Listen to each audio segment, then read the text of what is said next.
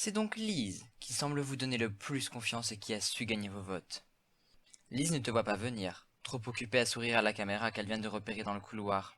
Lorsque tu poses ta main sur son épaule, elle sursaute et manque de perdre l'équilibre. Wow, surgis pas nulle part comme ça. Souffle-t-elle. Déjà que l'ambiance est archi glauque. J'ai cru que c'était un serial killer, non pire, un fantôme.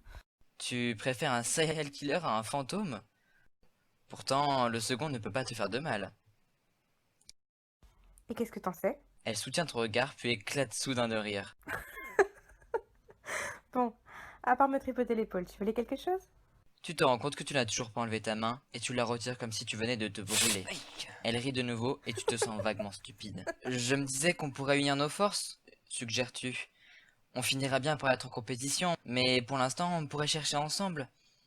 Nous unir. Quelle bonne idée. Réfléchis à voix haute, Lise. Elle est forte, vraiment, pour faire passer une insinuation juste avec les inflexions de sa voix. Ok, donc on fait quoi? Un pacte de non-agression? On se serre les coudes jusqu'à trouver le code du jour, et après c'est chacun pour soi. Elle t'examine des pieds à la tête et, derrière sa façade décervelée vaporeuse, tu sens pour la première fois une intelligence acérée. On verra comment on s'entend, répliques-tu. Si ça se passe bien, on pourra peut-être s'allier demain aussi, et ne commencer la compétition que le dernier jour. Je suis sûre que ça se passera bien. Toi et moi contre le reste du monde. Ton téléphone bip pour interrompre votre conversation, et tu découvres ton premier défi interloqué. Vole toutes les affaires de Tom. D'après le concept de l'émission, tu te doutais que le jeu ne serait pas une partie de plaisir, mais tu n'imaginais pas que tu t'en prendrais déjà à d'autres joueurs.